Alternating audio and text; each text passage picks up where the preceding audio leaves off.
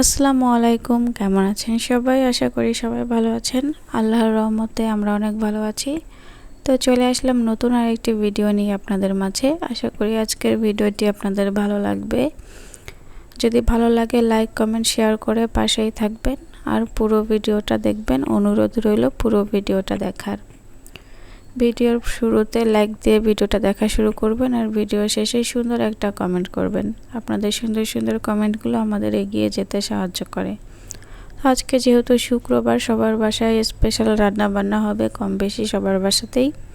তো আজকে আমি বিরিয়ানি রান্না করেছিলাম, সাথে আরও কিছু রান্না করেছি, তবে সেগুলো আপনাদের সাথে শেয়ার করা হয়নি, শুধু বিরিয়ানিটা শেয়ার করছি। আর আমি একটা স্পেশাল সালাদ বানিয়েছিলাম, সেটাই আপনাদের সাথে শেয়ার করছি। মানে আমি কিভাবে রান্না করি সেটাই দেখাচ্ছি আপনাদেরকে। আমি সচরাচর যেভাবে আর কি রান্না করি ওরকম স্পেশাল কিছু না। তো এই তো আমি বিরিয়ানি রান্না করার জন্য আগে মশলাটা কষিয়ে নিয়েছি।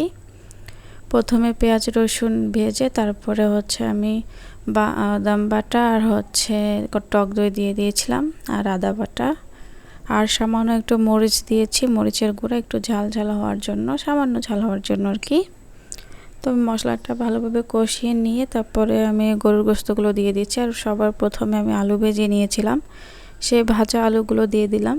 গোশতর সঙ্গে সিদ্ধ হয়ে যাবে সে কারণে দেওয়া। এখন আমি বিরিয়ানি মশলা দিয়ে দিলাম সামান্য ফ্লেভারের জন্য। তো ভালোভাবে আলু আর গোশতগুলো আমি কষিয়ে নিচ্ছি, একদম ভালোভাবে কষিয়ে নেব। দেখুন গোশত থেকে কত পানি ছেড়েছে। তো পানিটা একদম শুকিয়ে নেব, মাখা মাখা করে নেব। আমি গোশতটা পুরোপুরি রান্না করে নেব। গোশত রান্নাটা পুরোপুরি হয়ে গেছে। এখন আমি আলাদা পোলাও রান্না করে নিয়েছিলাম, সেখানে আমি এখন গরুর গোশতটা আর আলু যে ভুনা করে রেখেছিলাম সেগুলো দিয়ে দিব। এই তো দিয়ে দিচ্ছি। এখন আমি ভালোভাবে পোলাওয়ের সঙ্গে গোশতগুলো মিশিয়ে নেব। তাহলে হয়ে গেল আমার বিরিয়ানি রান্না, একদম শর্টকাট পদ্ধতিতে, কোনো ঝামেলা নেই। এই রান্নাটা আমার কাছে খুব সহজই লাগে, কারণ কোনো ঝামেলা নেই।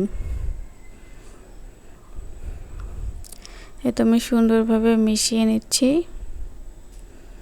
এখন উপর থেকে কয়েকটা কাঁচামরিচ দিয়ে দেব ফ্লেভারের জন্য, দিয়ে আমি ঢেকে রাখবো। তাহলে হয়ে যাবে আমার বিরিয়ানিটা। আর খেতে অসম্ভব মজাদার হয়েছিল, অনেক ভালো হয়েছিল। আর বিরিয়ানিতে আমি আলু দেবই, কারণ আলু আমার খুব পছন্দ বিরিয়ানির মধ্যে। তো এই তো আমি সালাদটা রেডি করে নিচ্ছি। এখানে আমি টক দই ব্যবহার করেছি, চিনি, তারপরে একটু বিট লবণ, এমনি লবণ, আর থাকছে শসা, কাঁচামরিচ, ধনেপাতা, পেঁয়াজ, তারপরে পুদিনা পাতা, এসব দিয়ে সালাদটা তৈরি করে নেব। দেখতে পাচ্ছেন আমি টক দইয়ের সঙ্গে এগুলো সব উপকরণগুলো ভালোভাবে মিশিয়ে নিচ্ছি চামচের সাহায্যে। তো এই পর্যন্তই ছিল আমার আজকের ভিডিওটা। দেখা হবে পরবর্তী নতুন কোনো ভিডিওতে। সে পর্যন্ত সবাই ভালো থাকবেন, সুস্থ থাকবেন। আল্লাহ হাফেজ, আসসালামু আলাইকুম।